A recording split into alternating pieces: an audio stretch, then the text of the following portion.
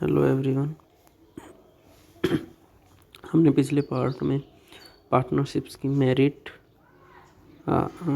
से पहले तक का हमने कवर किया था, उसके फीचर्स और मीनिंग हमने पढ़ा था।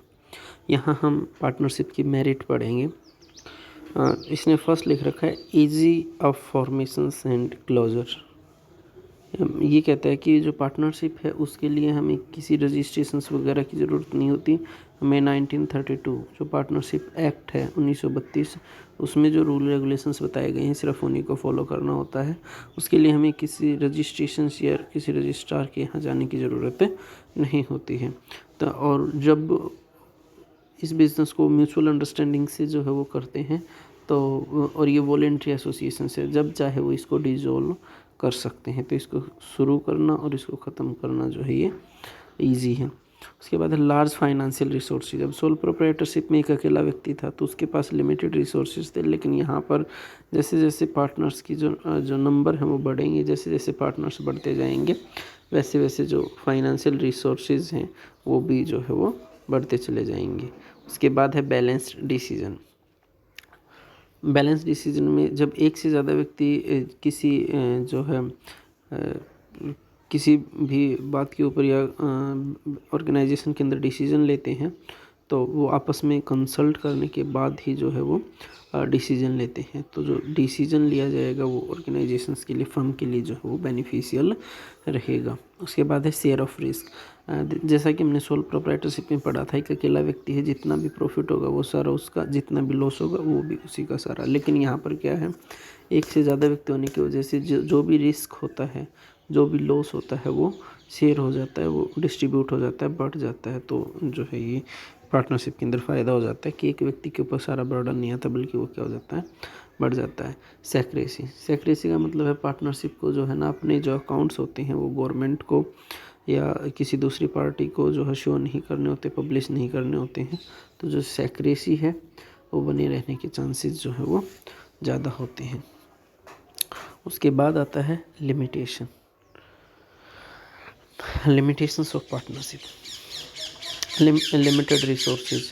अब यहाँ पर क्या है, जो नंबर ऑफ पार्टनर्स हैं वो लिमिटेड हैं, उनके ऊपर रिस्ट्रिक्शंस लगाई गई है। तो जो कैपिटल वो कंट्रीब्यूट करते हैं वो क्या होगी, लिमिटेड होगी। तो जो है लिमिटेड रिसोर्सेज यहाँ पर हो जाएगा। अनलिमिटेड लायबिलिटी का मतलब क्या है, अगर लॉस उन्होंने जितनी कैपिटल इन्वेस्ट की उससे ज़्यादा हो जाए तो उनकी पर्सनल असेट्स को बेच के भी लॉस को पूरा किया जा सकता है। तो यहाँ पर जो है अनलिमिटेड लायबिलिटी पार्टनर्स की जो है ये होती है। उसके बाद है लैक ऑफ कंटिन्यूटी। ये हम पहले भी कर चुके हैं कि कोई भी पार्टनर अगर छोड़ के चला जाए, किसी की डेथ हो जाए, ठीक है, इंसॉल्वेंसी के केस में, तो उस सिचुएशंस में मान लीजिए दो ही पार्टनर थे और एक चला जाए तो जो है आगे जो पार्टनरशिप है वो रन नहीं हो पाएगी। उसके बाद है लैक ऑफ पब्लिक कॉन्फिडेंस, क्योंकि हमें जो भी डॉक्यूमेंट्स होते हैं वो गवर्नमेंट को शो नहीं करने होते हैं या पब्लिश नहीं करने होते हैं। तो हमारी एक्टिविटीज़ के बारे में, हमारे अकाउंट्स के बारे में जब पब्लिक को पता नहीं होगा तो वो हमारे ऊपर विश्वास नहीं करेंगे, फेथ नहीं कर पाएंगे। तो जो पब्लिक कॉन्फिडेंस है उसकी कमी होती है। उसके बाद आता है टाइप ऑफ पार्टनर। जो टाइप ऑफ पार्टनर है वो जो है इसने बताया है सबसे पहले फर्स्ट नंबर पे जर्नल और एक्टिव पार्टनर्स। जर्नल और एक्टिव पार्टनर क्या होता है, जो मैनेजमेंट के अंदर जो है एक्टिव पार्टिसिपेट करता है, मैनेजमेंट के अंदर जो है डिसीजन मेकिंग का काम करता है, ठीक है। सेकंड आता है स्लीपिंग और डॉर्मेंट पार्टनर। ये कहता है ये एक्टिव पार्ट नहीं लेता है मैनेजमेंट के अंदर, ये पैसा इन्वेस्ट करता है, प्रॉफिट लेता है, लॉस भी, प्रॉफिट लॉस में हिस्सा होता है इसका, और जो इसकी लायबिलिटी होती है वो अनलिमिटेड होती है। थर्ड आता है सेक्रेट पार्टनर। ये जो है जो पार्टिसिपेट सेक्रेटली, मतलब किसी दूसरे व्यक्ति को या एसोसिएशंस को पता नहीं होता है, जनरल पब्लिक को इसके बारे में पता नहीं होता है, लेकिन जो इसकी लायबिलिटी होती है वो कैसी होती है, अनलिमिटेड ही होती है। मतलब ऐसे पार्टनर्स के बारे में जो है ना पब्लिक को नहीं पता होता, बस बाकी सारे जो राइट हैं उसके होते हैं। उसके बाद आता है nominal partner.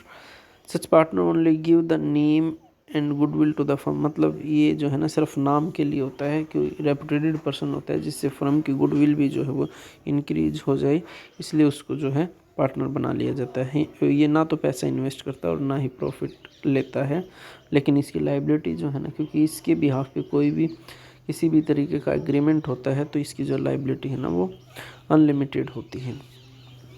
Partners by estoppels, he is only one who by his word or conduct give impressions to the outside world that he is a partner of the firm whereas actually he is not, मतलब actual में तो वो पार्टनर नहीं होता, लेकिन वो इस तरीके से जो है मैनेज करता है, इस तरीके से पार्टिसिपेट करता है बिजनेस के अंदर कि पब्लिक को ये लगता है कि ये जो है ये पार्टनर है। ठीक है। His liability is unlimited toward the third party who has entered into dealing with firm on the basis of his पेट्रेशन, मतलब उसकी वजह से अगर किसी ने कोई एग्रीमेंट किया है तो जो है उसको उस एग्रीमेंट को पूरा करना पड़ेगा, उसकी जो लाइबिलिटी है वो अनलिमिटेड हो जाएगी।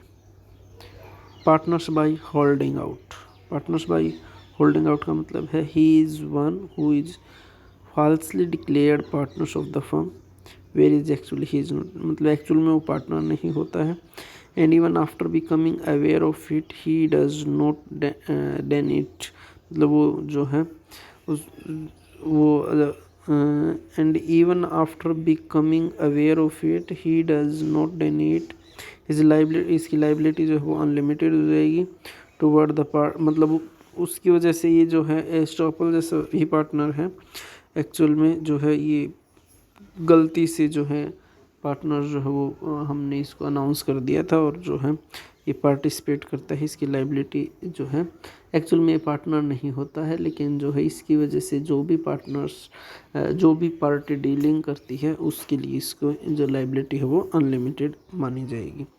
उसके बाद है minor as a partner, minor जो होता है 18 ईयर से कम का जो भी व्यक्ति होगा अगर वो पार्टनरशिप के अंदर लिया है तो वो माइनर पार्टनर होता है। माइनर पार्टनर्स जो है वो प्रॉफिट में तो हिस्सा लेता है लेकिन लॉस में उसका कोई हिस्सा नहीं होता है।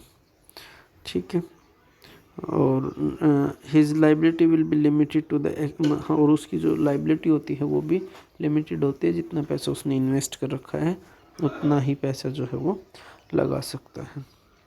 तो आज हमने जो है पार्टनरशिप की मेरिट, डीमेरिट्स और टाइप ऑफ पार्टनर्स जो है वो हमने किया है। तो ये इसको पढ़ना है अच्छे से। Thank you, have a nice day.